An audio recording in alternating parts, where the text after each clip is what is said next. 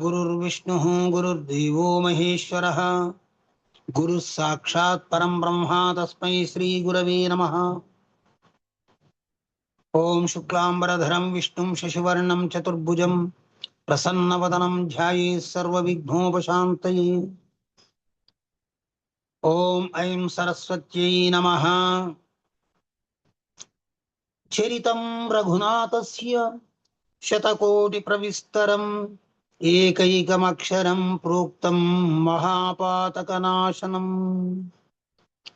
మహాపాతకాలు, ఉపపాతకాలు, పాతకాలు, మహాపాతకాలు అనేటువంటి అత్యంత ఘోరమైన పాతకాలని చీల్చి చెండాడి మనల్ని నిర్మలం చేసేటువంటి శ్రీరామచంద్రుని యొక్క దివ్యనామాన్ని స్మరిస్తూ ఇటువంటి గొప్పనైనటువంటి సదవకాశాన్ని కలిగించినటువంటి శ్రీ గురుకుల సంస్థ వారికి అనేక ధన్యవాదాలు తెలియజేస్తూ ఈ కార్యక్రమంలో అత్యంత శ్రద్ధాసక్తులతో పాల్గొంటూ నన్ను ముందుకు నడిపిస్తూ ఉన్నటువంటి ఆత్మీయ శ్రోతలు అందరికీ శుభకామనలు తెలియజేస్తూ అందరికీ స్వాగతం, సుస్వాగతం. మనం నిన్నటి వరకు చెప్పుకున్నటువంటి అంశాన్ని గురించి మీరు విన్నటువంటి విషయాన్ని చెప్పండి. ఆ తర్వాత మనము కథా వృత్తాంతంలోపడికి వెళ్ళిపోదాం.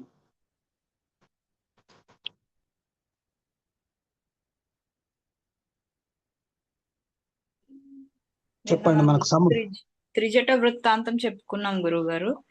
దాని తర్వాత త్రిజట కళ అవి చెప్పుకున్నాం. తర్వాత రావణుడు సీతమ్మ వారిని నాన్న మాటలు అనడం వల్ల ఆవిడ శోకిస్తూ ఉంటే హనుమంతుల వారు చిన్నగా వచ్చి రామాయణం మొత్తం చెప్పి ఆవిడ లేనప్పుడు జరిగిన సంఘటనలు కూడా ఆవిడకి వివరించి తర్వాత తన రూపం చిన్న రూపం నుంచి పెద్దగా చేసుకుని చూడమని తీసుకుని తిరిగి బయలుదేరుతున్న దగ్గర ఆపాం గురువు. అంతవరకు వచ్చాం.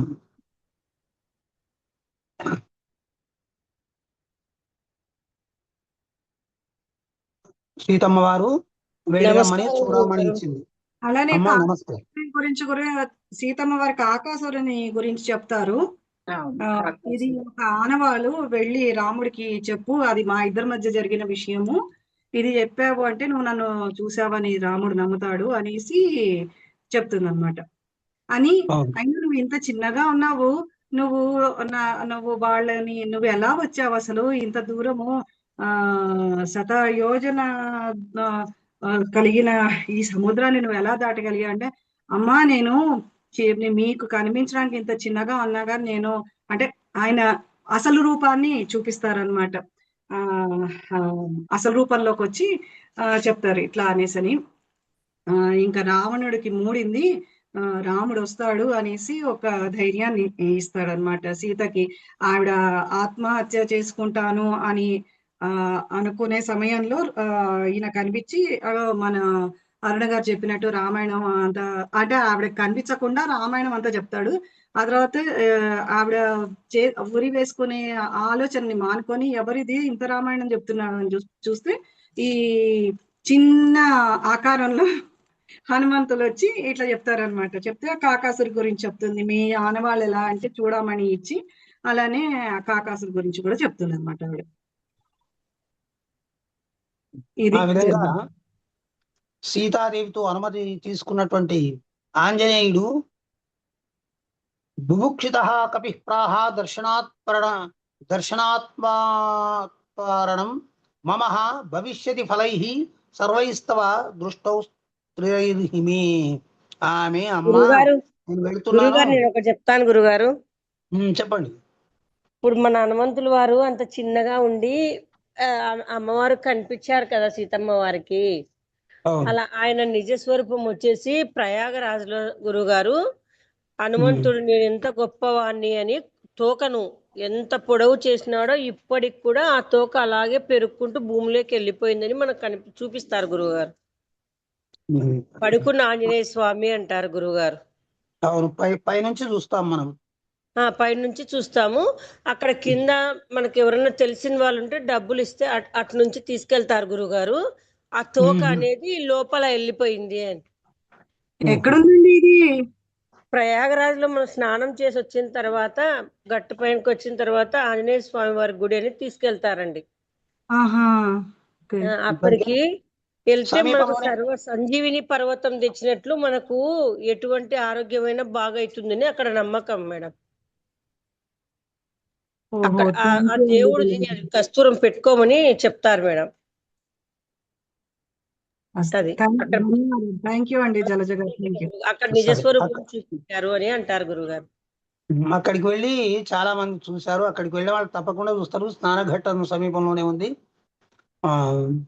సరే, ఇప్పుడు జూన్ 2వ తారీఖు మనకు యమునా పుష్కరాలు స్టార్ట్ అవుతాయి. అప్పుడు అక్కడికి వెళ్తే ప్రయాగరాజ్లో అప్పుడు చూడొచ్చు గురువు గారు. అవునమ్మా, ఎప్పుడు వెళ్ళా చూడొచ్చు, దానికి ఏం లేదు. కానీ నేను చెప్తున్నా ప్రత్యేకించుకోవాలంటే ఇప్పుడు పుష్కరాలు ఉన్నాయి కదా అని. అదే గురువు. ఓకే గురువు గారు, జై శ్రీరామ్. జై శ్రీరామ్.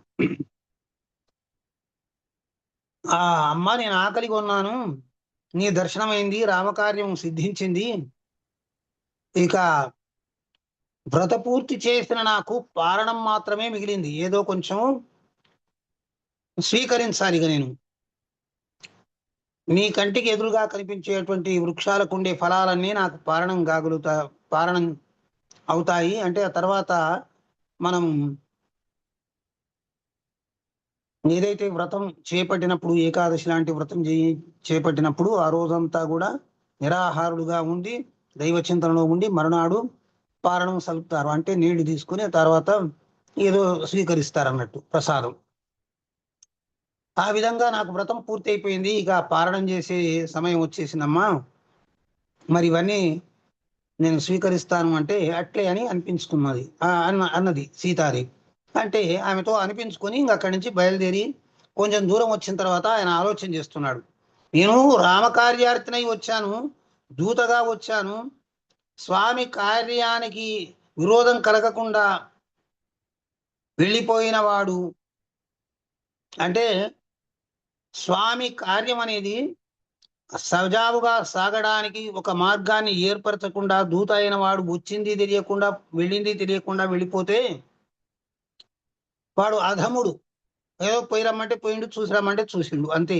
అంతకు మించినటువంటి రావణాసురుని బంధువులను, బలగాన్ని, ఆ పరాక్రమాన్ని, రావణాసురుని యొక్క కోటలు, అగడ్తలు, వాటి యొక్క రహస్యాలు, మరి ఎంతమంది రాక్షసులు రావణాసురుడికి తోడుగా ఉన్నారు, ఇటువంటి విషయాలన్నీ తెలుసుకొని పోవాలి. దూత అయిన వాడు అన్ని తెలుసుకొని వెళ్ళాలి. కానీ నేను వచ్చాను, చూశాను, వెళుతున్నాను అంటే ఇది అధముడు అయినటువంటి దూత యొక్క లక్షణం. ఆ కార్యం నెరవేరడానికి కావలసిన సానుకూలాలు ఎన్నున్నాయో అన్నీ తెలుసుకొని వెళ్ళినప్పుడే దూత యొక్క ఔన్నత్యం కనిపిస్తుంది. అందువల్ల ఏదో ఒక నెపం పెట్టుకొని రావణాసురుని చూసి సంభాషించి ఇక్కడ ఉండేటువంటి బలాబలాలను తెలుసుకుని వెళ్ళాలని నిశ్చయించుకున్నాడు. క్షణకాలం ఆలోచన చేసి అశోకవనంలో మేరుమందర పర్వతంలాగా పెరిగిపోయి వృక్షాలన్నింటినీ కూడా కట్టె పుల్లల్లా విరిచిపారేశాడు. ఏ వృక్షం కింద సీత ఉన్నదో ఆ వృక్షం తప్పిస్తే అన్ని వృక్షాలు నేలమట్టం అయిపోయాయి. అక్కడ ఉండేటువంటి వనపాడులు, రాక్షస స్త్రీలు ఇదంతా చూసి భయభ్రాంతులైపోయి రావణాసురుని దగ్గరికి వెళ్ళారు. స్త్రీలు కొంతమంది సీతమ్మ దగ్గరికి వెళ్ళి, ఎవరు అతడు నీ దగ్గరికి వచ్చి ఏదో కిచకిచ అని కిచకిచలాడాడు, నీవేదో చెప్పావు, ఏమిటిది అంటే ఇదంతా రాక్షస మాయ, మీ మాయ మీకే తెలుసు కానీ నాకేం తెలుస్తాయి అని చెప్పి సీతమ్మ అన్నది. అన్న తర్వాత ఈ రాక్షసులు, వనపాలకులైనటువంటి వాళ్ళు, ఆ దాసీజనంలో కొంతమంది ఈ విషయాలు చెప్పడానికి రావణాసురుని దగ్గరికి వెళ్ళారు. వెళితే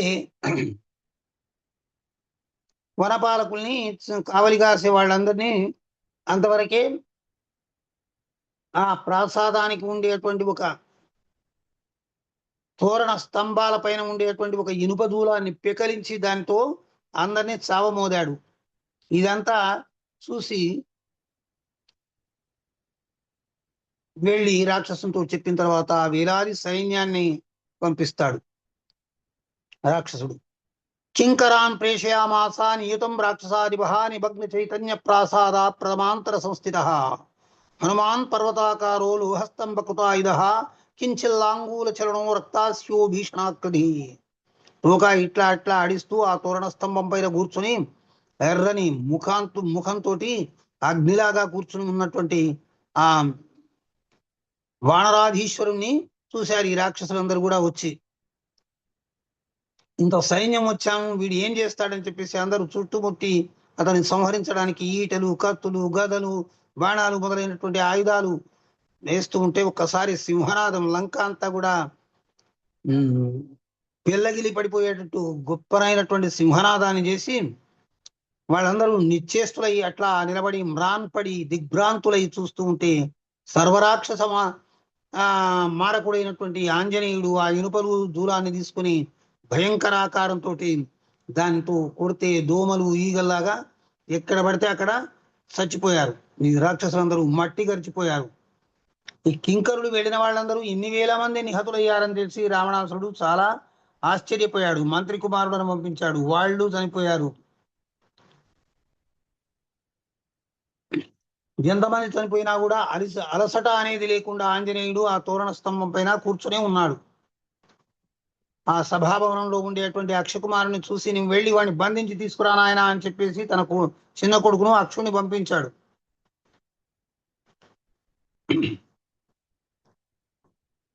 వాడు వెళ్ళి అతనితో యుద్ధం చేసి ఆంజనేయునితో యుద్ధం చేసి అతన్ని తీవ్రమైన బాణాలతో తాడించినప్పుడు ఆంజనేయుడు ఆ ఇనుప దూలంతో వెళ్ళి వాడిని, రథాన్ని, గుర్రాల్ని, సారథిని వాడిని కూడా చంపేస్తాడు.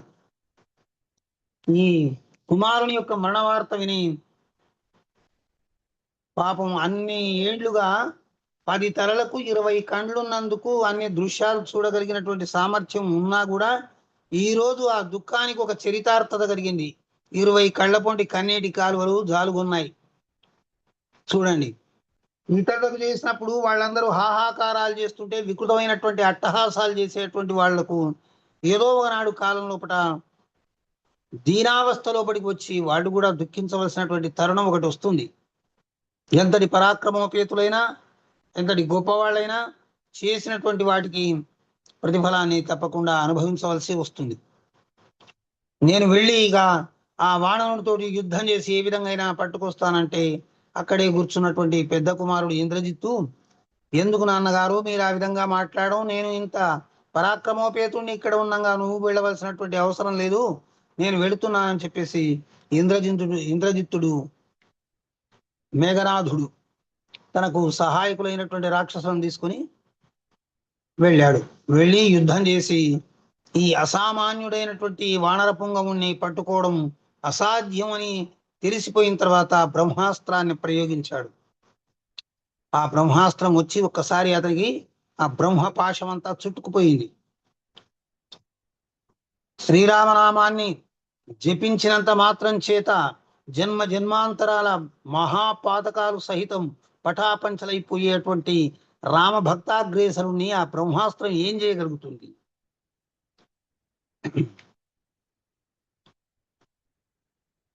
కోటి సూర్య ప్రభాభాసమానమైనటువంటి శ్రీరామచంద్రుని యొక్క దివ్య పాదపద్మాలపై మనస్సును ఉంచి యోగీశ్వరుడు ఏ ముక్తి పదాన్ని పొందుతారో, ఏ శోకరహితమైనటువంటి లోకాన్ని పొందుతారో, అనేక జన్మాంతరాల పాపాలని పటాపంచలైపోయి ఏ కాంతి లోకాలలో ప్రవేశిస్తారో అటువంటి రామనామాన్ని జపించే ఆంజనేయునికి అది ఒక లెక్క కాదు.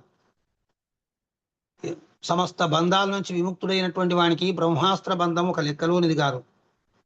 మరి అది కట్టేసిన తర్వాత రాక్షసులు వెళ్ళి తాళ్లతో కట్టేస్తారు.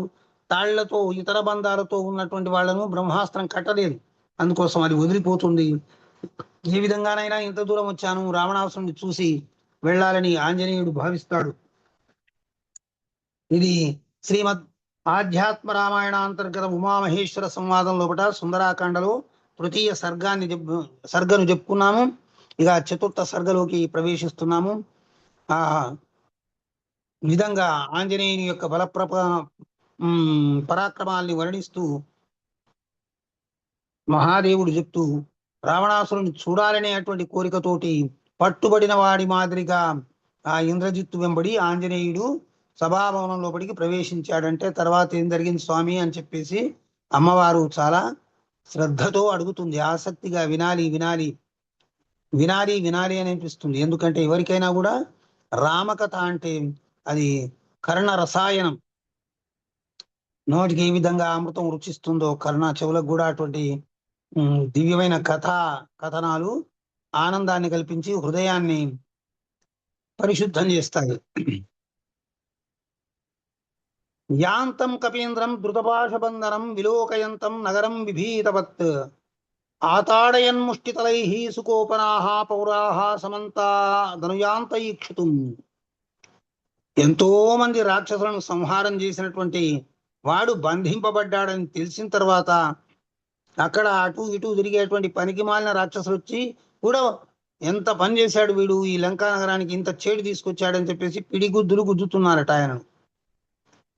బ్రహ్మాస్త్రం వదిలిపోయింది, ఎంతకాలం పట్టాలనో అంతకాలంలో పట్టినా అది వదిలిపోయింది.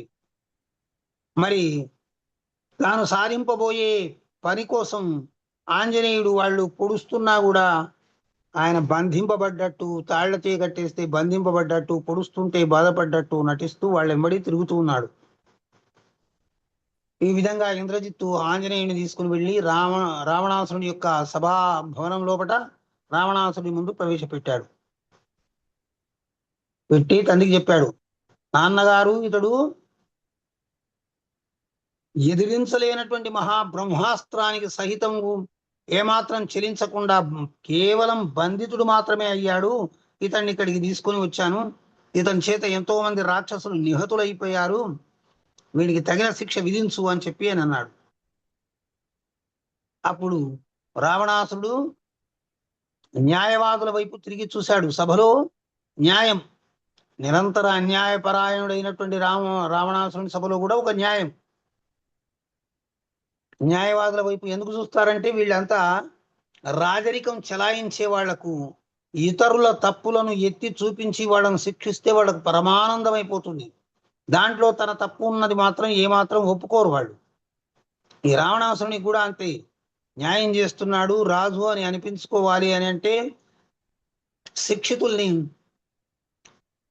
ఊరికే శిక్షించకుండా సభలో పెట్టి వాళ్ళు చేసిన తప్పులను ఉగ్గడించి వాళ్ళకు తగిన శిక్షలు విధిస్తే ఇది గొప్ప న్యాయం చేసినట్టు కదా అని భావించి రావణాసురుడు ప్రహస్తుని వైపు చూశాడు.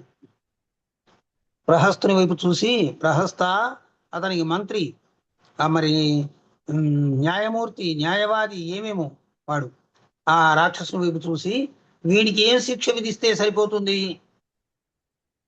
ఈ వానరుడు ఎక్కడి వాడు, ఎందుకు ఇక్కడ వచ్చాడు, ఎందుకు మన తోటనంతా విడిచిపెట్టాడు, ఎందుకు మన రాక్షసులను ఇంతమందిని సంహారం చేశాడు అని అంటే ప్రహస్తుడు హనుమంతుని వైపు తిరిగి, ఓ వానరా, నువ్వేం భయపడవద్దు, నువ్వు ఎవరి చేతి పంపబడ్డావో చెప్పు. మరి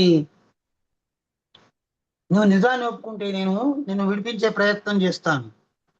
సత్యాన్ని చెప్పి రాజు కోపాన్ని తగ్గించేటువంటి అవకాశం ఉంటుంది అని చెప్పి అడుగుతున్నాడు.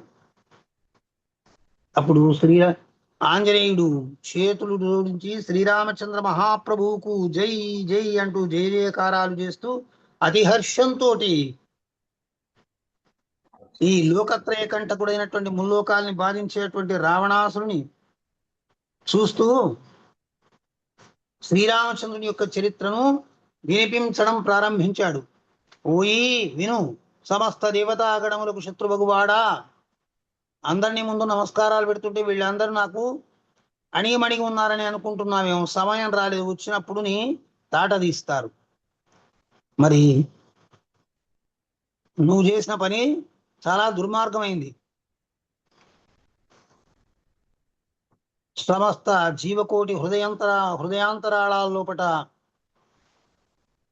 చిత్స్వరూపుడై, జ్ఞానస్వరూపుడై, ప్రకాశమానుడై విరాజిల్లుతున్నాడు అటువంటి పరమాత్మ శ్రీరాముడు. అటువంటి శ్రీరాముని సతీమణిని నువ్వు అపహరించుకుని ఆయన లేని సమయం లోపట యుద్ధం చేయకుండా భయంతో సీతను అపహరించుకొని తీసుకుని వచ్చావు. మరి రాముడు సీత ఎక్కడుందో తెలుసుకోవడానికి మమ్మల్ని దూతగా పంపించాడు. మహాబలీయుడైనటువంటి సుగ్రీవునితో స్నేహం చేశాడు రాముడు. నిన్ను 7 సముద్రాల యొక్క ఉప్పు నీళ్లు దాగించి ప్రాణాలతో విడిచిపెట్టాడు చూడు వాలి. ఆ వాలిని ఒక్క దెబ్బతో సంహరించేశాడు శ్రీరాముడు. సంహరించేసి వానర రాజ్యాభిషిక్తుణ్ణి చేశాడు సుగ్రీవుణ్ణి. ఆ సుగ్రీవుని యొక్క అనుమతిని పొంది మేము సీత అన్వేషణార్థమై వచ్చి ఈ లంక లోపట సీతను చూశాం మేము. మరి నేను వానరుణ్ణి గనుక చెట్లను కట్టెలను పుల్లలను విరుస్తాను, పండ్లు తింటాను. అది నా సహజ స్వభావం. మరి నా మీదికి ఎవరెవరో కత్తులు కటార్లు తీసుకొని వస్తే ప్రాణాలని రక్షించుకోకుండా వాళ్ళని కాపాడుతానా? అందుకోసం ప్రాణరక్షణ కోసమే నేను వాళ్ళను అందరినీ చంపవలసి వచ్చేసింది. మరి బ్రహ్మపాశం చేత బంధించి మీ కొడుకు నన్ను ఇక్కడికి తీసుకొని వచ్చాడు.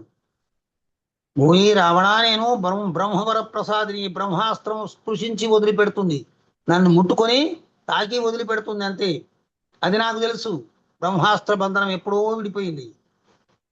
అయినా నీ పైన ఉండేటువంటి కరుణ రసంతో నువ్వు బ్రహ్మకు 4వ వాడవు, బ్రహ్మ మనవడవు, నీకు బుద్ధి తగదు అని చెప్పి వెళదామనే దయగల హృదయంతో వచ్చాను నీకు. నేను బంధింపబడ్డట్టు నటించి వచ్చాను. మీరేం బంధించలేరు, బంధించలేదు కూడా. ఓ రాక్షస, ఈ రాక్షస బుద్ధిని వదిలిపెట్టు, కొంచెం ఆలోచన చెయ్యి. ఈ సమస్త ప్రాణికోటిలో నువ్వు ఒకడవు, అంతేగాని నీవు సమస్త ప్రాణికోట్లను సృష్టించిన వాడవు కాదు, నడిపించేవాడవు కాదు. మరి దేహదారులు, దేహాన్ని ధరించినటువంటి వాళ్ళందరికీ కూడా అత్యంత హితకరమైనటువంటిది, మేలు కూర్చేది, ఈ సంసార బంధ విముక్తుల్ని చేయగలిగినటువంటిది అయిన శ్రీరామ పాదాల్ని ఆశ్రయించుకో. వివేక గతితో విచారించి చూడు. నీవు మామూలు వాడవేం కావు, వేదాల్ని చదువుకున్నావు, బ్రహ్మవంశంలో పుట్టావు, పౌలస్త్యుని అంటే పులస్త్య బ్రహ్మ మనవడవు, పౌలస్త్యుడు అంటే విశ్రవసుని కుమారుడవు, కుబేరునికి స్వయాన సోదరుడవు. నువ్వు దేహాత్మ బుద్ధితో రాక్షసుడవైపోయావు. 10 తలలు 20 చేతులు, ఈ బలాన్ని చూసుకొని నువ్వు విర్రవీగుతున్నావు. రాక్షసుడిగా ఈ లోకాన్నంతా కూడా అల్లల్లాడించావు. ఆత్మబుద్ధితో ఆలోచించుకొంచు. నువ్వు రాక్షసుడవా? ఈ దేహం శాశ్వతమా? నువ్వు చేసేటువంటి పనులకు, పాప కర్మలకు ఫలితం ఉండదా? ఈ శరీర ఇంద్రియ దుఃఖ పరంపరలేవి నీవు కావని తెలుసుకున్న క్షణం లోపల నువ్వు ఉత్తముడవుతావు. నువ్వు వాటికి సంబంధించిన వాడును కాను అని తెలుసుకున్నంత మాత్రాల లోపల నిర్వికారుడవైపోతావు. స్వప్నంలో కనిపించిన వస్తువుల కోసం ఏడ్చేటువంటి మూర్ఖునిలాగా కాకుండా అజ్ఞానాన్ని తొలగించి సత్యాన్ని దర్శించగలిగిన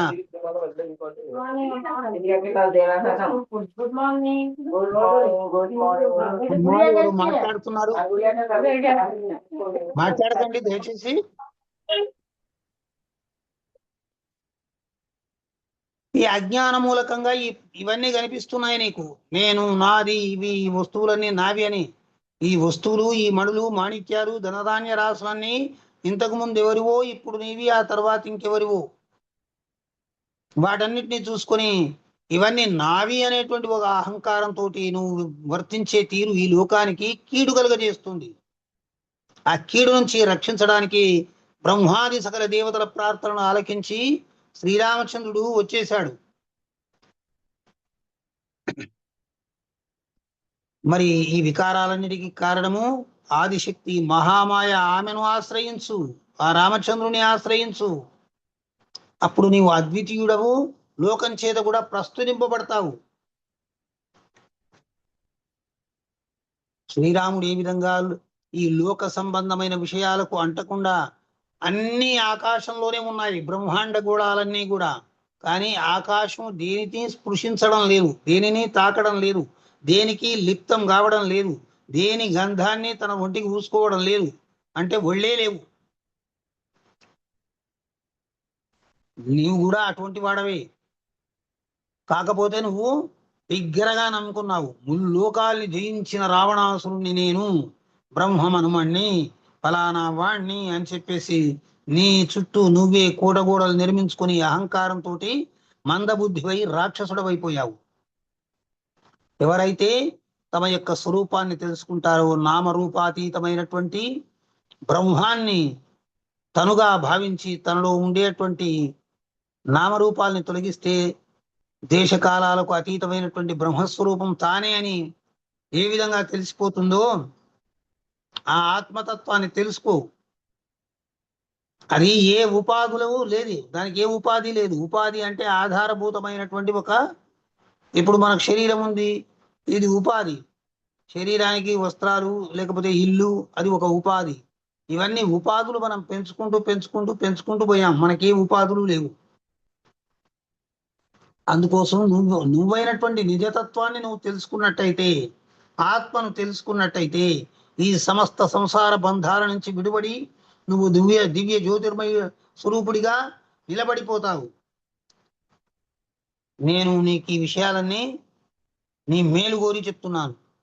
ముక్తి పదాన్ని, విష్ణు పదాన్ని లభింపజేసేటువంటి దివ్యతత్వాన్ని నీకు ఉపదేశిస్తున్నాను. అది పొందాలంటే భక్తి కావాలి, శరణాగతి కావాలి. భక్తి కావాలంటే భగవంతునికి నువ్వు పూర్తిగా శరణాగతుడవు కావాలి. అప్పుడు ఏమవుతుంది అంటే నీ లోపట అత్యంత నిర్మలమైనటువంటి జ్ఞానము వికసించి ఆ ప్రకాశం లోపట నీవైనటువంటి శుద్ధతత్వ స్వరూపం ఏదో తెలుసుకొని నువ్వుగా అంటే నువ్వు కూడా ఆత్మారాముడుగానే రాముడుగానే నువ్వు కూడా దాంట్లో విలీనమైపోతావు. మన చేతిలో మనం ఉన్నాం అనుకోండి, ఒక మహాసాగరం ఉంది, సాగరంలోనే నీళ్లే మనము, కానీ మన దోసెడు నీళ్లే సాగరం కాదు. మనము అనే ఈ దోసెడు నీళ్లు సాగరంలో పోస్తే అది శాశ్వతంగా స్థిరంగా ఉంటుంది. మన దోసిట్లోనే ఉంచుకొని మనమే నీళ్లు మనవే అని అనుకుంటే అది కొన్ని రోజుల్లో ఎగిరిపోతుంది అన్నట్టు, దాంట్లో ఏమి మిగలకుండా పోతుంది.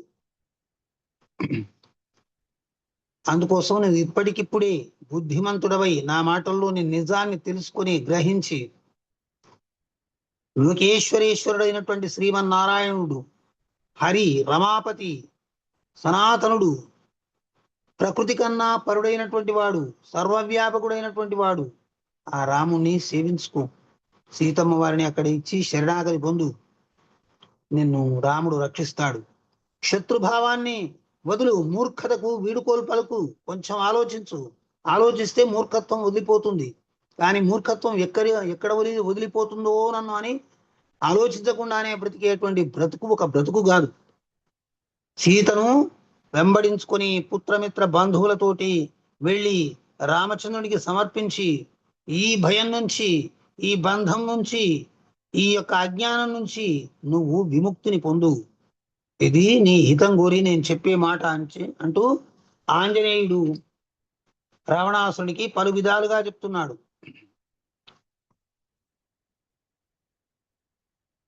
రాముని సేవింపక, అంతరంగంలో ఉండే ఆత్మారాముని సేవింపక ఈ అజ్ఞాన తమోమయ సాగరాన్ని దాటి అవతలికి వెళ్ళగలిగిన వాళ్ళు ఎవరూ లేరు.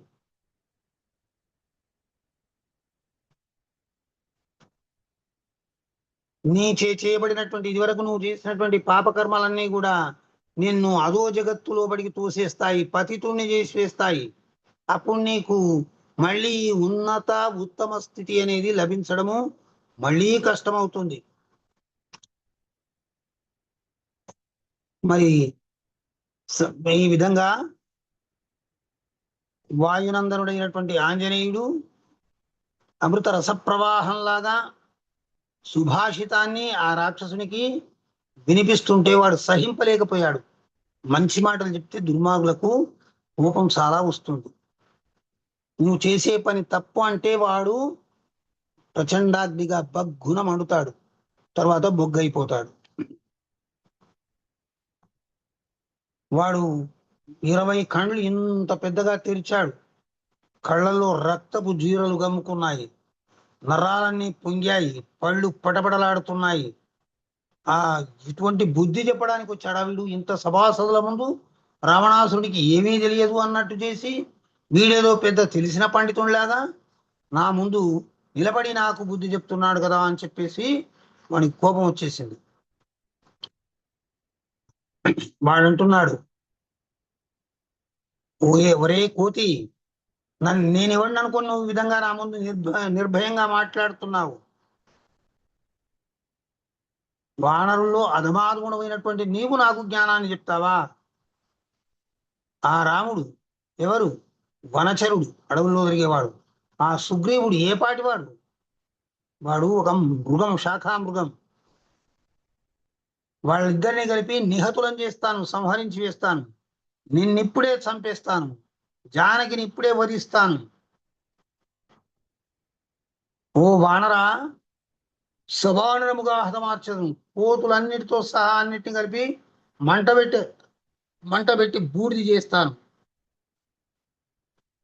ఆ మాటలన్నీ, రావణాసుడు మాట్లాడే మాటలన్నీ ఆంజనేయుడు విన్నాడు. వింటూ ఆయన లోపల కూడా క్రోధాగ్ని, కోపం అనే అగ్నిజ్వాల రగిలింది. ఒరే రాక్షసాధమా, అంతవరకు గొప్పగా గౌరవించి మాట్లాడాడు. వీడు గౌరవప్రదమైనటువంటి మాటలు వీనికి చెవికెక్కవని తెలిసి, ఒరే రాక్షసాధమా,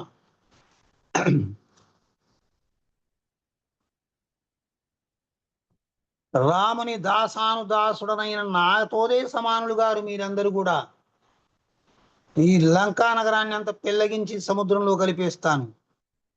మీరు ఆ రామచంద్రునికి సాటువనా మీరు అని అంటే, దశరథుడు, ఒరే రాక్షసులారా, ఈ మూర్ఖుడైనటువంటి కోతిని ముక్కలు ముక్కలుగా నరికేయండి అంటే అందరూ ఆయుధాలు పట్టుకొని నిలబడ్డారు. అప్పుడు విభీషణుడు నివారించాడు. రాజా ప్రతాపవంతుడకు వాని చేత పరరాజు చే పంపబడిన ఈ వానరుడు ఎన్నడూ వదార్హుడు కాడు. ఎవరైనా దూతను పంపిస్తే మళ్ళీ సందేశాన్ని మన వైపు నుంచి కూడా పంపించాలి, కానీ దూతను ఎప్పుడు కూడా చంపకూడదు. అది రాజధర్మం కాదు, రాజనీతి కాదు, బుద్ధిమంతులు ఎవరు చేయవలసినటువంటి పని కాదు.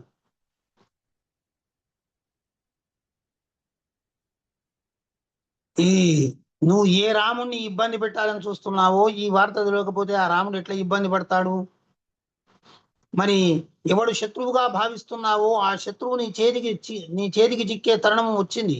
సీతకు భర్త అయి నీకు శత్రువైనటువంటి రాముడు వీడు ఉంటేనే ఇక్కడికి రావడమో ఏదో చేస్తాడప్పుడు నువ్వు చంపడానికి ఒక అవకాశం ఏర్పడుతుంది. ఇదంతా నువ్వు చేయకపోతే ఆ శత్రుత్వాన్ని అట్లే పెంచి పోషించుకున్నట్టు అవుతుంది. వానరుణ్ణి వధించేటువంటి శిక్ష పెద్ద తప్పు. ఇంకేదైనా ఆలోచన ఉంటే చేయండి. ఆ శిక్ష యొక్క గుర్తులను ధరించి తమ రాజు దగ్గరికి ఈ వానరుడు పోవుగాక, వెళ్ళునుగాక, అప్పుడు నీతో యుద్ధం చేయడానికి అతడు వస్తాడు. ఈ విభీషణుడు ఈ విధంగా మాటలు విని రావణాసురుడు అంటున్నాడు, వానరులకు వాళ్ళమే కదా అభిమానము,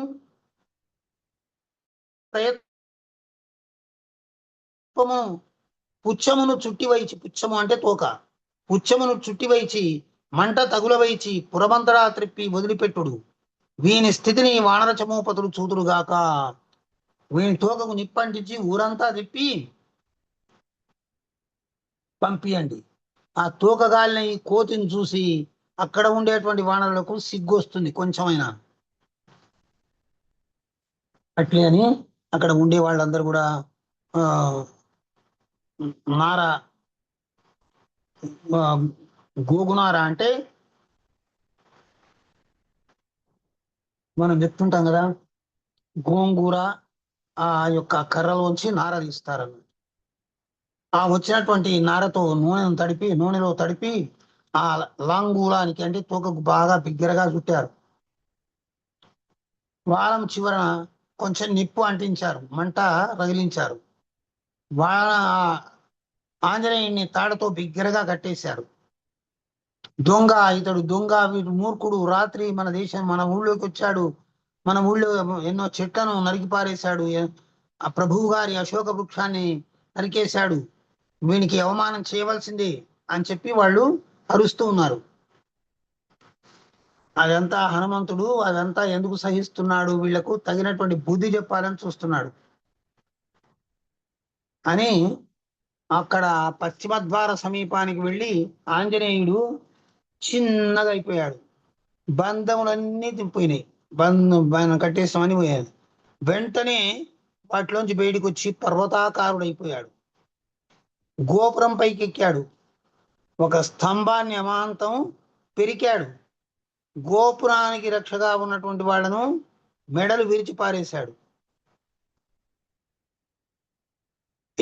ఆ ప్రాసాదం అంటే ఆ భవనం నుంచి ఇంకో భవనం పైకి, ఇంకో భవనం నుంచి ఇంకో భవనం వైపుకు ఆ తూకగొట్టినటువంటి అగ్నితో ప్రయాణం చేస్తూ ఉన్నాడు.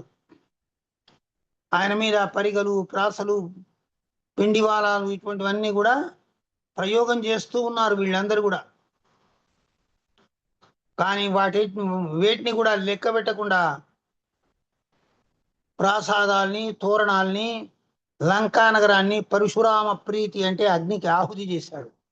హా తండ్రి, హా పుత్ర, హా సతీమణి అని ఒకరినొకరు పిలుచుకుంటూ ఎక్కడ పరిగెత్తున్నారో, ఎక్కడికి వెళ్తున్నారో తెలియకుండా పరిగెత్తి వాళ్ళు కూడా మంటల్లో పడి రగిలి చనిపోతున్నారు. దేవతలకు కనిపిస్తుంది అగ్నిలో ఆ లంకా నగరం కాలిపోవడము, ఎంతో మంది మంటలోపట బూడిది కావడము కనిపిస్తుంది. అంతటా అదంతా చేసి ఆంజనేయుడు సముద్రంలో దూకి ఆ తోక అగ్ని చల్లార్చుకున్నాడు. వాయుదేవుని యొక్క ప్రియమిత్రుడైనటువంటి వాడు అగ్నిదేవుడు కాబట్టి వాయుదేవుడు ప్రార్థించడం వల్ల అగ్ని ఆ హనుమంతుని తోకను ఏమీ చేయలేదు. చిన్న ఆ తోక పైన ఉండే నున్నగా ఉండే వెంట్రుక కుచ్చులో ఒక్క వెంట్రుకను కూడా కాల్చలేదు. అత్యంత శీతలంగా కనిపించింది. ఎవరి నామస్మరణ వల్ల పాపములన్నీ తొలగి తాపత్రయం అనేటువంటి మహాగ్ని జ్వాలలు కూడా వెంటనే అధిగమించి పోగలరో అట్టి రఘునందనుని యొక్క నామాన్ని ప్రత్యేకంగా నిరంతరం జపిస్తూ ఉండేటువంటి దూత ఆంజనేయుడు. ఇది ప్రాకృతమైనటువంటి ఈ అగ్ని అతని తోకను దహింపగలుగుతుందా? దహింపలేదు కదా. ఇది శ్రీమద్ ఆధ్యాత్మ రామాయణాంతర్గతమైనటువంటి ఉమా మహేశ్వర సంవాదం లోపల సుందరాకాండ చతుర్థ సర్గాన్ని సర్గను పూర్తి చేసుకున్నాం. మరి పంచమ సర్గ ఉంది, అది ఏం జరుగుతుంది అనే విషయాన్ని కూడా మీరు శ్రద్ధాసక్తులై వినండి. మహాదేవుడు పార్వతీదేవికి చెప్తున్నాడు. తద సీతాం నమస్కృత్య హనుమాన్ బ్రవీద్వజ ఆజ్ఞాపయితు మాం దేవి భగవతి రామసన్నిధిం. అప్పుడు మహాదేవుడైనటువంటి పరమేశ్వరుడు పార్వతి చెప్తున్నాడు. ఇట్లా జరిగిన తర్వాత ఆంజనేయుడు వెళ్ళి వాళ్ళకు సీతమ్మ వారికి నమస్కరించాడు. అమ్మా, నాకు అనుమతి ఇవ్వండి, ఇప్పుడే నేను శ్రీరామ సన్నిధికి వెళతాను, ఆ తమ్మునితో అతన్ని తీసుకొని వస్తాను అని చెప్పి ఆమె అనుమతి తీసుకుని ఆ సీతా మహాసాధ్వీమణికి 3 సార్లు ప్రదక్షిణ నమస్కారాలు చేశాడు. మళ్ళీ వెళ్ళడానికి సిద్ధమయ్యి అట్లా కదులుతూ ఇట్లా నిలబడి అంటున్నాడు, దేవి నేను వెళుతున్నాను, నీకు భద్రమగుగాక, రాఘవుని అతిరకాలంలో సూచదవుగాక, సుగ్రీవ సహితుడైనటువంటి లక్ష్మణుని కోట్లాది వానరులను కూడా సూచదవుగాక. సుగ్రీవుణ్ణి, లక్ష్మణుణ్ణి, కోట్లాది వానర శ్రేణిని నీవంతా త్వరలోనే చూస్తావు తల్లి, ఇక ధైర్యంగా ఉండు అని చెప్తున్నాడు. హనుమంతుడు వెళ్తాడు అని చెప్పగానే కళ్ళపొండి నీళ్లు గారుస్తూ, తండ్రి నిన్ను చూచి దుఃఖము మరచితిని, ఇప్పుడు నీవు వెడలిపోవుదు, ఇక పైన శ్రీరామ క్షేమ సమాచారాలు లేక నేను ఎట్లా బ్రతకాలి అని చెప్పి ఆ తల్లి దీనస్వరంతో ఆంజనేయునితో అంటుంది. అంటే హనుమంతుడు అంటున్నాడు కదా, అమ్మా నువ్వేం భయపడనక్కర్లేదు, నీకు ఇష్టమైతే నా భుజం మీద ఎక్కువ నేను కొద్ది క్షణాల లోపటిని శ్రీరామచంద్రుడి సాన్నిధ్యం లోపల దించుతాను, యుద్ధం లేదు ఏదీ లేదు ఇక అని అంటున్నాడు. క్షణమాత్రము నేను రాముని దగ్గర చేరుస్తా అంటే, నాయనా రాముడు సాగరమును ఇంకింపజేసియో శరపంజరముతో బంధించియో వానరులతో కలిసి వచ్చి రావణుని మోహరమున నిహతుని చేసి నన్ను తీసుకుని పోయిన రాముని కీర్తి శాశ్వతమగును. ఇక నీవు పోయిరమ్ము, ఏదియో విధముగా ప్రాణములు ధరించి ఉండును.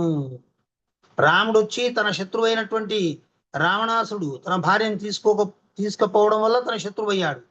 అటువంటి తనకు అపకారం చేసినటువంటి వాణ్ణి 4 తాడించి ఇక్కడ ఉండేటువంటి తన యొక్క భార్యను తీసుకుని పోతే రామునికి సీతకు అందరికీ గౌరవం. అట్లా రావణునికి తెలియకుండా దొంగచాటుగా రావడం నాకు ఇష్టం లేదు. రావణాసురుడు దొంగ, వాడు దొంగతనంగా వచ్చాడు, రాముడు అట్లా కాదు అని చెప్తుంది. ఆ విధంగా చెప్పిన తర్వాత సీతాదేవికి ప్రణామాలు చేసి ఆంజనేయుడు ఇక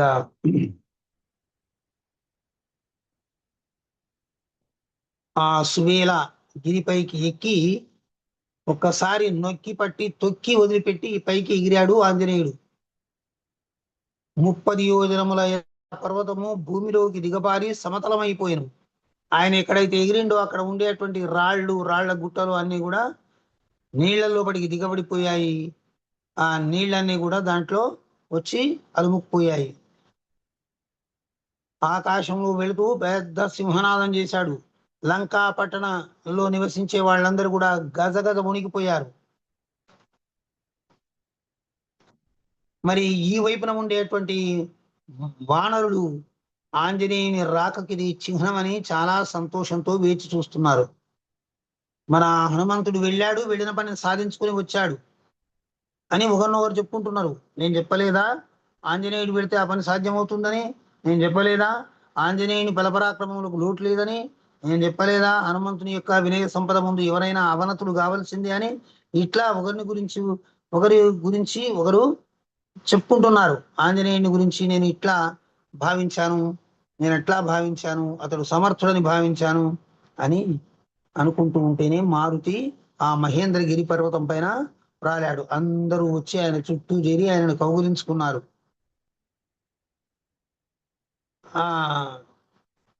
ఈ సంగతి సీతమ్మ వారు తెలిసినది కనుగొనబడిన సంగతి వారితో చెప్పి వాళ్ళందరూ కలిసి సుగ్రీవుని చూడడానికి వెళ్ళిపోయారు. మధువనం వచ్చేసింది, సుగ్రీవుని వనం వచ్చేసింది.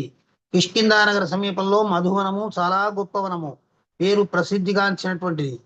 అక్కడికి వచ్చేసిన తర్వాత మాకు ఆకలవుతుందయ్యా, మేమేమైనా తింటాము అని చెప్పి వీళ్ళందరూ కూడా ఆంజనేయుడిని అడిగారు. ఇక్కడ ఉండే అమృతం లాంటి మధువును త్రాగి పండ్లను తింటాము, సంతుష్టమైపోతాము, మళ్ళీ తమ్మునితో కూడిన రామచంద్రుని యొక్క దివ్య దర్శనం చేసుకుంటాము. ఆకలితో నకనకలాడే కడుపులతో వెళితే మనం వారి దర్శనం కూడా అంత సౌఖ్యంగా జరగదు అంటే అంగదుడు అన్నాడు కదా, హనుమంతుడు కృతకార్యుడు, పోయిన కార్యాన్ని చక్కబెట్టుకుని వచ్చాడు కదా, ఇక మీకేం భయం లేదు, మీరు ఈ మధువనంలో కావలసినటువంటి పండ్లు ఫలాల్ని భుజించండి, తేనె త్రాగండి, మీకు అడ్డు లేదు అని చెప్పాడు. వీళ్ళందరూ వెళ్ళారు. పెద్ద పెద్ద తేనె తుట్టెలను కలిపి తీసి వాటినంతా కూడా పత్రపుటికల్లో పెట్టుకొని తాగుతూ ఆనందాన్ని అనుభవిస్తున్నారు. ఎగురుతున్నారు, దుంకుతున్నారు, ఆ సరోవరాల్లో ఈదుతున్నారు, మధువనం అంతా గగ్గోలెత్తిస్తున్నారు. సుగ్రీవుని మేనమామ దదిముఖుడనే అక్కడ ఉంటాడు కాపలా. అంతటి గొప్ప వనానికి కాపలా పెట్టాడు ఆయనను. ఎందుకంటే అది అంత సౌందర్యోపేతమైనటువంటి వనము. దానికి కాపలా ఉన్నటువంటి దదిముఖుడు ఇదంతా చూశాడు. చూసి వీళ్ళను అడ్డు ఆపు లేక, వీళ్ళు చేసే విధ్వంసాలను చూడలేక పరిగెత్తి సుగ్రీవునితో చెప్పాడు, హనుమంతుడు కొంతమంది వానరవీరులు కలిసి వచ్చారు, తోట అంతా నశించిపోతుంది, మరి ఏం చేయాలి అని చెప్పి అన్నాడు. అంటే సుగ్రీవుడు సంతోషపడ్డాడు. సీతను చూసి రాకపోతే వీళ్ళకింత ధైర్యం ఎక్కడిది, వీళ్ళు నా తోటనంతా కూడా ధ్వంసం చేస్తున్నారంటే, ఏం భయం లేకుండా చేస్తున్నారంటే తప్పకుండా సీతాదేవి కనుగొనబడ్డది అని, కార్యసాధన జరిగింది అని చెప్పేసి, వాయుపుత్రుని చేత కార్యసాధన జరిగిందని రాముడితో అన్నాడు. రాముడు కూడా చాలా సంతోషించాడు. ఏం మాట చెప్పావయ్యా, ఎంత సంతోషకరమైన మాట చెప్పావు అని చెప్పేసి. సుగ్రీవుడు అంటున్నాడు, దేవా, సీత చూడబడినది. హనుమత్ ప్రముఖులైన వానర వీరులు అందరూ ఇప్పుడు మధువనంలో ప్రవేశించి ఆ ఆటలాడుతూ, ఎగురుతూ, గంతులు వేస్తూ, పండ్లు తింటూ, సరోవరాల్లో ఈదులాడుతూ ఉన్నారు. రక్షకులను కూడా కొడుతున్నారు. అంటే నా వనం లోపలికి వచ్చి నా వనపాలకుల్ని కొడుతున్నారు అంటే ఇంత భయం లేదా అంటే నిజంగానే భయం లేదు. ఎందుకంటే వాళ్ళు సీతాదేవిని చూసి వచ్చినాం అనేటువంటి ధైర్యంతో ఉన్నారు. మీ కార్యం చేయకుండా ఈ మధువనంలో ఉండే ఆకునైనా ముట్టుకోవడానికి వీళ్ళకు ధైర్యం ఉందా అని చెప్పి వనపాలకులకు చెప్తున్నాడు. అంగద ప్రముఖాది వానర వీరులందరినీ కూడా నా సముఖానికి తీసుకునిరా, వేగంగా వెళ్ళిపో అని చెప్పి అన్నాడు. పోయి ఆ వానరులందరినీ వెంబడి తీసుకుని రాజశాసనం అని చెప్పి అప్పటి వరకే తిని తాగి హాయిగా ఉన్నటువంటి వాడు, సంతృష్టిగా ఉన్నటువంటి వాళ్ళను తీసుకొని ఆ రామచంద్రుని సమీపానికి తీసుకొచ్చారు. శ్రీరామ సుగ్రీవులు ఉన్న దగ్గర వీళ్ళు వాలారు. హనుమంతుడు రామచంద్రునితో ఇలా అంటున్నాడు,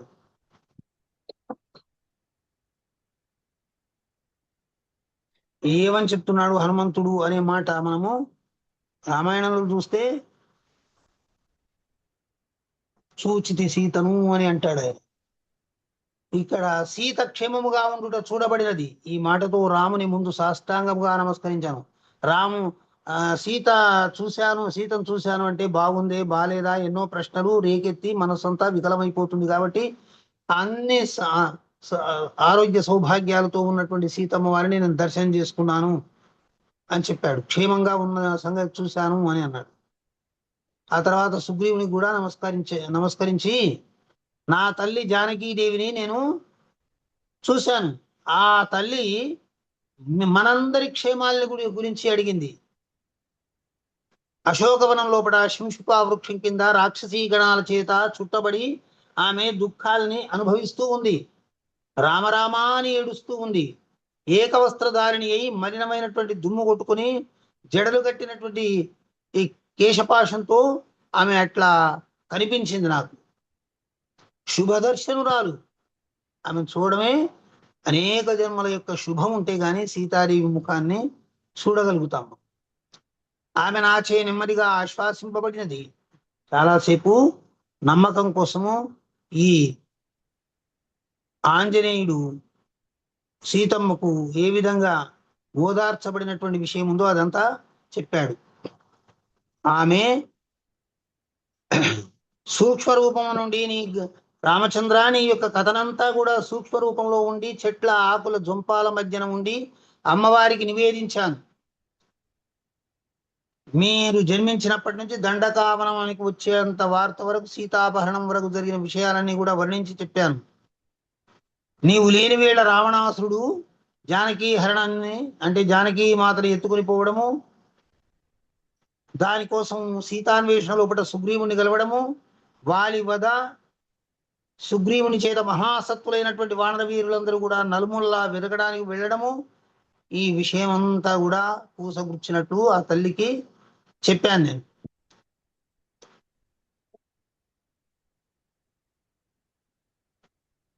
అందరి లోపల నేను ఒక్కడిని లంకకు వచ్చానమ్మా. నేను సుగ్రీవుని యొక్క మంత్రిని, రామచంద్రుని యొక్క పాదదాసుని. మీ దర్శనం నాకు లభించింది. నా ప్రయాణం ఫలించింది.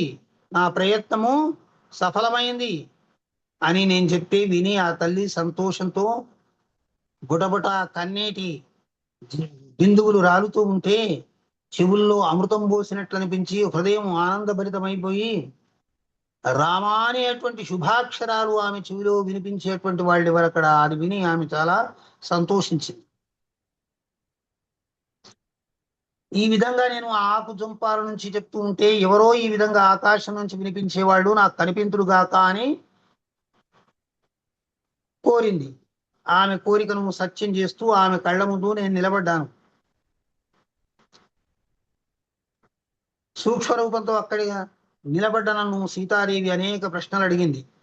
సర్వాన్ని కూడా క్రమ విస్తారంగా నేను విజ్ఞాపనం చేశాను, అంటే వరుసగా వివరించి చెప్పాను. మీరు చెప్పి శ్రీరాముడు ఇచ్చిన ఆనవాలు తల్లి ఇది గుర్తు అని చెప్పి మీరు ఇచ్చిన ఉంగరాన్ని, అంగుళీయకాన్ని తీసి అమ్మవారికి చూపించాను. ఆమె చాలా సంతోషించింది, విశ్వసించింది, ఆనందించింది. హనుమ, ఈ రాక్షసుల మధ్య నేను దివారాత్రులు ఏ విధమైనటువంటి దుఃఖాల్ని అనుభవిస్తున్నానో నువ్వు చూశావు కదా, రావణాసురుడు వచ్చి ఇప్పుడు ఏం మాట్లాడిపోయాడో చూశావు కదా, గడువు విధించిపోయినటువంటి విషయాన్ని కూడా విన్నావు కదా. మరి ఈ బెదిరింపుల మధ్యన, ఈ వికట హాసాల మధ్యన రామునికి దూరమై నేను ఏ విధంగా నివసిస్తున్నానో, ఏ విధంగా దుఃఖిస్తున్నానో, ఈ బాధాతప్తమైనటువంటి హృదయాన్ని అంతా కూడా రాముని ముందు వెల్లడించు నాయనా, నువ్వైతే సరిగా చెప్పగలవు అని చెప్పి అన్నది సీతమ్మవారు. నేను కూడా ఆ తల్లికి, అమ్మా నువ్వు ఏ విధంగా శ్రీరామచంద్రుని విరహంతో వేచి ఉన్నావో, రాముడు కూడా అక్కడ అదే భావనతోటి ఉన్నాడు తల్లి. నేను ఇప్పుడే వెళ్ళి రామునికి ఈ సంగతిని తెలియజేసి అతన్ని తీసుకుని వస్తాను మీ సాన్నిధ్యం లోపలికి. లంకా నగరాన్ని అంతా కూడా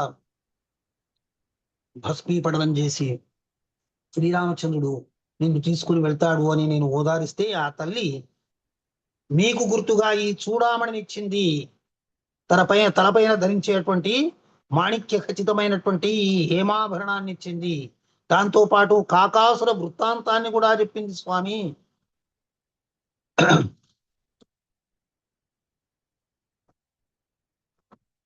మరి లక్ష్మణునికి కూడా ఒక చిన్న సందేశం ఇచ్చింది. లక్ష్మణ, ఆ మాయలేడి యొక్క ఆర్తనాదం విని నిన్ను అనరాని మాటలు అన్నాను, కాబట్టి నన్ను మన్నించమని ఆయనతో కూడా చెప్పు నాయనా అని చెప్పమన్నది. ఇక రాముడు నన్ను ఏ విధంగా ఉద్ధరిస్తాడు, ఏ విధంగా తీసుకుని వెళతాడు, ఈ మహా దుఃఖ సాగర మధ్యం లోపట మునుగుతూ తేలుతూ ఇంకా కొద్ది శ్వాస మాత్రమే మిగిలి చివరి దశకు వచ్చినటువంటి నన్ను ఇది సముద్రం నుంచి ఎట్లా ఉద్ధరించి తీసుకుని వెళతాడు అంటే, ఆ తల్లిని నేను కూడా చక్కగా ఓదార్చి రాముణ్ణి తీసుకుని వస్తానని చెప్పాను. ఆ తర్వాత మీ సమీపానికి వస్తూ నేను ఒక చిన్న పని చేశాను. రావణాసురునికి ప్రియమైనటువంటి అది అశోకవనాన్ని అంతా నరికి పోగులు పెట్టాను. ఎదిరింపవచ్చినటువంటి రాక్షస వీరులందరినీ కూడా సంహారం చేశాను. వాడి కొడుకు అయినటువంటి ఇంద్రజిత్తు చేత బ్రహ్మాస్త్రంచే బంధింపబడి వాని కొలువులోపడికి వెళ్ళి వానికి తగిన బుద్ధి చెప్పాను. చెప్పి తిరిగి వచ్చాను స్వామి అని చెప్పాడు. హనుమంతుని ఈ మాటలు విన్నటువంటి రామచంద్రుడు అత్యంత సంతోషభరితాంతరంగుడై, హనుమా, దేవతలకు కూడా కష్టముకు కార్యము నీచే సాధింపబడినదయ్యా, దేవతలు కూడా ఈ పని చేయలేరు, నీకు ప్రత్యుపకారంగా నేను ఏం చేయగలుగుతాను, ఏమి చేయడానికి నాకేం కానరావడం లేదు. మారుతి, నేను నీకిదే నాకున్న సర్వస్వమును ఇవ్వగలను అనుచు గాఢముగా రఘుశ్రేష్ఠుడు వానర పుంగముని సార్ద్రనయనుడై కౌగిలించుకొనెను. ఆంజనేయ, ఇంతకంటే మిక్కిలి గొప్పనైనటువంటి వస్తువు నీకు ఇచ్చేది ఏమిడో నాకు తెలియడం లేదు నాయన, ఇగో అని చెప్పేసి దగ్గరికి పిలుచుకొని అతన్ని రెండు చేతులతో బంధించి కౌగిలించి అతన్ని సంతోషపెట్టాడు. హనుమంతుడికి అది ఒక ప్రీతిపాత్రమైనటువంటి కార్యంగా జీవిత సాఫల్యానికి ఇచ్చేటువంటి బహుమతిలాగా కనిపించింది. ఆ భక్తవత్సలుడైనటువంటి శ్రీరామచంద్రుడు ఆంజనేయునితో ఈ విధంగా అన్నాడు, పరమాత్మున్నైన నా పరిష్వంగం లోపట సుఖించడము లోకంలో ఎవ్వరికీ కూడా సాధ్యం కాదు, దుర్లభమైనటువంటిది. ఓ హరిపుంగవా, నువ్వు నా భక్తాగ్రేసరుడవు, ప్రియుడవు, కాబట్టి నీకు ఇది లభించింది. ఎవని పాద పద్మయుగళమును తులసీ దళాదులతో శ్రద్ధతో పూజించి సాటిలేని విష్ణుపదాన్ని పదవిని పొందెదరో అట్టి ఎడ ఈ వాయునందనుడు చేయబడిన పుణ్యకర్మల రాశి గలవాడు రామునిచే ఆలింగన భాగ్యం పొందగలిగిన ఇతని అదృష్టము చెప్పడానికి ఏముంది. ఎవరు కూడా అంత ప్రేమతో హృదయానికి హత్తుకొని వారికి ఆ భాగ్యాన్ని ప్రసాదించలేదా దేవాది దేవుడు శ్రీరామునికి అటువంటి భాగ్యాన్ని ప్రసాదించాడని తెలుసుకుంటూ రాముని సేవలో ఉన్నటువంటి వాడను ఎప్పుడు కూడా రాముడు నిరుత్సాహపరచడు. వాని ఇష్టకామ్యాల్ని తీర్చి వాడిని సద్గతుల లోపలికి ప్రవేశపెడతాడు, తన వైకుంఠానికి తీసుకుని వెళతాడు. ఇది గొప్ప అదృష్టము అనేటువంటి విషయం ఇక్కడ మనకు తెలుపబడింది. ఇది శ్రీమద్ ఆధ్యాత్మ రామాయణ అంతర్గత ఉమామహేశ్వర సంవాదంలో సుందరకాండ పంచమ సర్గాన్ని మనం చెప్పుకున్నాము. ఇక మీకు 2-3 నిమిషాలే ఇచ్చాను ఈరోజు, ఎందుకంటే మన సమయం అంతా కూడా మీరు వాడుకోకపోవడం వల్ల ఇబ్బందులు కలుగుతున్నాయి. కాబట్టి ఈ 2 నిమిషాల లోపల ఏవైనా మాట్లాడే వాళ్ళు కానీ ఉంటే మాట్లాడండి. ఇక మిగతా వృత్తాంతాన్ని రేపు చెప్పుకుందాం. శ్రీకృష్ణ గురువు గారు, హరే కృష్ణ తల్లి. ఆలింగనం చేసుకోవడం అనేది అది అంటే నాలాంటి దానికైతే అది ఒక వరం అనే కంటే ఒక శక్తి, స్ట్రెంగ్త్ అంటారే, అది ఇచ్చినట్టుగా అనిపించింది అనమాట. ఈశ్వరుడు ఎంత దయాళువు, ఎంత అంటే దాన్ని నాకు ఏదో చెప్పాలనుకున్నాను, నాకు చెప్పడానికి కూడా రావట్లేదు. ఆయన హనుమంతుడిని ఆలింగనం చేసుకొని ఇంకా కళ్ళ ముందర అలా మెదులుతారు. అసలు ఆనందం తట్టుకోలేకపోతున్నా. అది ఒక మహాభాగ్యం. మనం శ్రీరాముని భక్తులము, సేవకులము, నిరంతర చింతకులము అయితే ఆ పరిష్పంగము మన చుట్టూ మనం అల్లుకునే ఉంటుంది. అది అంతవరకు మనం ఎదగగలగడానికి ప్రయత్నం చేయడమే ఈ ఆధ్యాత్మ రామాయణాన్ని వినడము, దాన్ని సాఫల్యం చేసుకోవడానికి మన వంతుగా మనం యత్నించాలి. అవును గురువు గారు, సత్యం. నిజంగా ఫ్రీ గురుకుల సంస్థకిను మీకు శతకోటి వందనాలు కంటే ధన్యవాదాలు చెప్పాలి. నిజంగా అసలు మీరును ఫ్రీ గురుకులుగా లేకపోతే అసలు ఆధ్యాత్మ రామాయణం వినడానికి వచ్చిండేది కాదు. అసలు వాల్మీకి రామాయణం పుస్తకాలు అయితే ఉన్నాయి లోపల, అక్కడ పెట్టుంటాను, కానీ అది వినే భాగ్యం మాకు కలిగించారు. చూశారు, ఇదిగో ఇంతే, ఇంతకంటే నేను ఏమీ చెప్పలేను, నోటితో చెప్పలేను.